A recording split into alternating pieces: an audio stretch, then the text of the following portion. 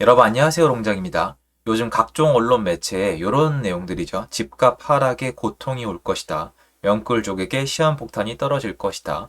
한국은행 총재님이 경고장을 날렸다. 그리고 이걸 인용해서 거의 대부분의 하락을 주장하시는 분들이 공포를 조정하고 있습니다. 조회수도 잘 나오고 댓글도 응원 댓글 달리기 때문에 수요와 공급이죠. 저는 그 있는 그대로 받아들입니다만 저희 시청자 여러분들은 한 단계, 한 수 위로 올려서 이걸 우리가 어떻게 받아들이는 게 현명한 건지 오늘 말씀드리고자 영상을 준비했습니다. 같이 보시죠. 시청하시기 전에 구독하기, 좋아요, 멤버십 부탁드리고요. 멤버십은 매주 토요일 라이브를 진행하고 있습니다. 그리고 제 정규 강의 16기죠. 이 접수 기한이 9월 7일 목요일, 내일 모레까지입니다. 그래서 관심 있으신 분들은 아래 링크에서 내용이 확인 가능하세요. 제가 편가르기를 하고 자극성을 조장해서 여러분들 마음을 흔들어 놓는 걸 별로 좋아하질 않아서요. 제가 말씀드린 분들의 영상은 안 가져왔는데 정말 많습니다. 한국은행 총재님이 경고했다. 이렇게 설명하시더라고요. 다른 사람도 아니고 한국은행 총재가 부동산 관련된 직접적인 경고를 했다. 그런데도 집을 사는 게 현명하냐고 얘기하시는데 그분의 수요층은 그걸 있는 그대로 끄덕끄덕 하는지 모르시겠는데 그거는 스마트하지 않아요. 그리고 또 갈라치기 하시잖아요. 너 그러면 네가 한국은행 총재보다 잘났어? 그럼 우리 보고 한국은행 총재 얘기를 무시하라는 거야? 라고 얘기하시는데 제가 이건 분명히 말씀을 드릴게요. 제가 대학 때 배운 그리고 사회생활을 하면서 읽었던 책에서 한국은행 총재는요. 부동산이랑 관련이 없어요. 한국은행이 여러분 부동산 다루는 거예요? 그러면 국토부는 왜 있어요? LH는 왜 있어요? 한국부동산원은 왜 있어요? 말씀 좀 해주세요. 저한테 댓글로. 왜 있는 거예요? 한국은행이 짱이에요? 한국은행? 이거죠. 신의 직장, 대한민국 최고의 브레인들이 모여있는 곳, 통화정책, 이거 하는 데잖아요. 부동산이랑 무슨 상관인데요? 그래서 제가 자료를 좀 보여드릴게요. 이주열 하는 총재 부동산 시장 가계부채 유의해야 경고하셨어요. 2016년도에. 여러분 2016년도에 부동산 어떻게 됐죠? 어떻게 돼요? 2016, 17, 18 가면서 쫙 올라갔죠. 어떻게 된 건데요? 아니, 이때 한국은행 총재님은 이주열 총재님이니까 무시해도 되고, 지금 총재님은 다른 분이니까 리스펙트 해야 됩니까? 저는 지금 한국은행을 과소평가하자는 게 아니에요. 한국은행은 한국에서 정말 너무나 중요한 기관이고, 엘리트들의 정말 그 지성 그 자체요. 저는 정말 여기 너무너무 존중하고, 너무나 많고 좋은 자료를 배운 곳이란 말이에요. 그런데 부동산 관련돼서 얘기하는데 왜 부동산 시장이랑 연관을 짓냐는 거예요. 부동산 관련된 거시경제만 생각하면 되는 건데 이거를 가지고 한국은행 총재님이 경고했으니까 조심해라? 공포팔이죠. 정말 저같이 알고 보는 사람 입장에서는 되게 거부감이 느껴지더라고요. 이거 하나가 아니에요. 이주열 하는 총재님 집값 상승 속도 과도, 금융 불균형 우려한다. 이게 언제요? 2020년도예요. 2016년도에 경고하셨죠. 2020년도까지 부동산이 어떻게 됐죠? 계속 올라갔잖아요. 근데 이게 이주열 총재님 잘못이에요? 아니에요, 여러분. 이주열 총재님은 부동산 정책을 만드는 분이 아니에요. 그걸로 표를 받는 분이 아니에요. 한국은행은 통화 정책, 그리고 국민들의 물가 안정 이런 게 책임이에요. 여러분 한국은행이랑 비슷한 데가 어디예요? 똑같이 비교는 불가능합니다. 그런데 와닿으실 거예요? 페드죠. 맞지 않습니까? 페드. 페드가 부동산 결정합니까? FOMC가 부동산 결정해요? 거기서 금리 결정하면 그 다음에 참여자들이 알아서 해석하는 거 아니에요? 근데 그럼 이주열 총재님이 경고했으면 뭐가 어떻게 됩니까? 근데 이제 와서 이거 가지고 모든 게 결론이 났다는 듯이 영상을 만들어서 본인들 수요층이 어떤 수요층인지 모르겠지만 공포파리에서 그 일부조차도 기회를 가질 수 없게 공포감을 불어넣으면서 본인은 그거 가지고 돈 벌면 속이 편하세요? 저는 진짜 아닌 것 같거든요. 아 그러면 이주열 총재님이니까 이 사람은 무시하고 싶다? 또 정권 색깔이 다르다? 끝이 아니죠. 박승 총재님 부동산 투기 심각 한은 인내하고 있다 경고. 2005년도죠. 2005, 2006, 2007, 2008 와 거기 서울 외곽이랑 진짜 경기도 폭등. 감히 말씀드려요. 폭등.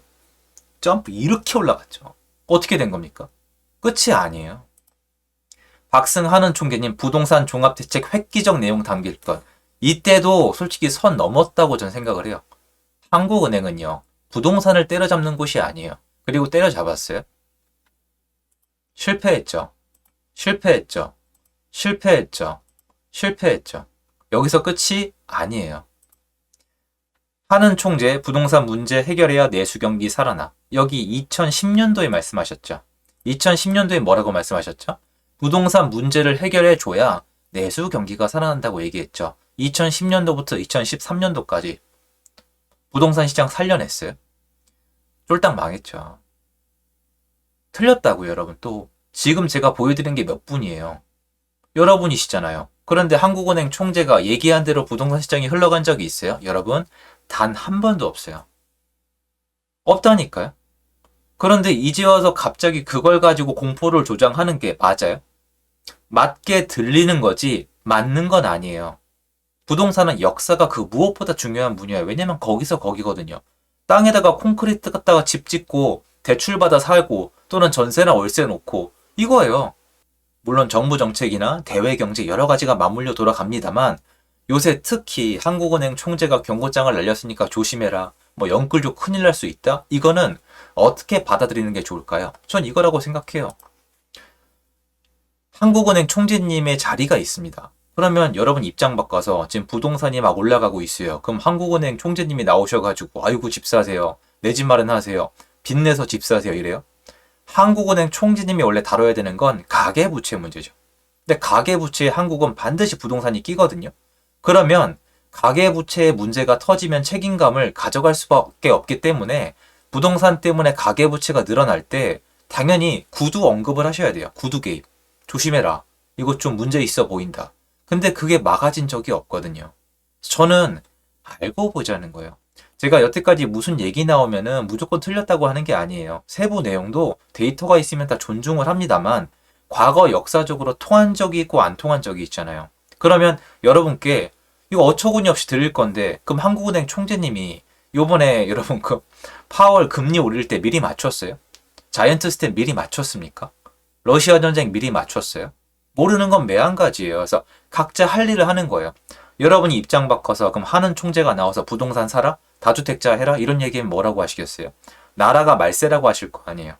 한국은행 총재님 입에서 부동산은 항상 그냥 이 뭔가 경계하는 대상일 뿐이에요. 늘 그래 왔어요. 하지만 그분들의 구두 개입과 시장의 어떤 결과는 연관된 적이 거의 없어요. 그냥 몇 번 맞았을 뿐이에요. 고장난 시계처럼. 그래서 그거 가지고 공포심을 가지실 이유가 없어요. 다른 거라면 모를까요? 수급이라던가 아니면 정말 시장이 무너질 수 있는 요소는 많잖아요. 그런데 그러면 전 정권 때 대통령님이 뭐라고 했는데요? 한흥 총재가 여러분 대통령님보다 높아요? 전 정권에서 대통령님이 뭐라 그랬어요? 주머니에 뭐 카드가 많다. 부동산 때려잡겠다. 이게 하지 마라. 뭐 투기판이다. 투기와의 전쟁에서 지지 않겠다라고 말씀하셨죠. 그래서 가격 어떻게 됐는데요? 역사의 길이기남을 대폭등되지 않았어요? 그리고 부동산을 좋아하고 부동산을 전문으로 하는 제 입장에서 임대차 3법은요. 역사적인 심판을 받아야 되는 악법 중에 초악법이에요. 그거 통과시킨 분 지금 잘 먹고 잘 살잖아요.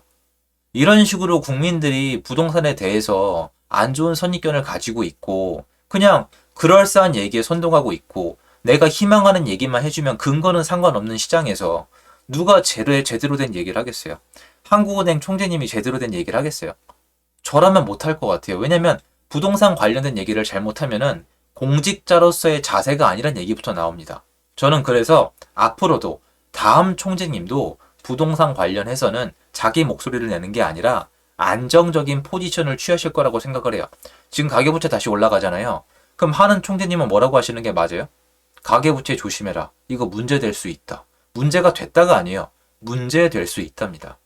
여러분, 부동산, 중국발 부동산, 뭐 경기 침체 지금 왔나요? 작년도에 러시아 전쟁이랑 금리 발작이 되게 유니크했던 거지 여러 가지 여러분 겁을 주는 것 중에 대부분은 안 일어나요. 왜냐면 모르던 거에서 일어나거든요. 자이언트 스텝, 러시아 전쟁 예측 못했죠. 그러니까 문제가 된 건데 헝다 사태부터 중국 부동산 문제 미리 알고 있었죠. 미국 경기 침체 미리 알고 있었죠. 이런 거 여러분 생각해 보시면 흔들림은 있지만 터지질 않아요. 잘. 제가 다 안다는 게 아니라 역사적으로 이래요. 제가 얘기를 미리 들은 거는 잘 안 터지더라고요. 그래서 여러분 이거 하는 총재님 입장에서는 당연한 얘기 하신 거예요, 이번에도. 그런데 그걸 가지고 공포팔이 하는 분들에게 여러분 시간 낭비 안 하셨으면 좋겠습니다. 무슨 얘기든 할 수 있어요. 다시 한번 여쭤볼게요. 국토부 장관님이 나와서 경고한대요. 대통령님이 나와서 경고한대요. 국무총리님이 나와서 경고한대요. 하는 총재님이 나와서 경고한대요. 이거는요, 전문가라는 타이틀 달고 부끄러운 줄 아세요, 진짜로. 진짜 부끄러운, 공포팔이잖아요. 저는 정말 이런 급의 가치도 없다라고 생각합니다. 그분들 얘기에 대해서는. 하는 총재님이 하신 말씀은 충분히 귀담아 들어야죠.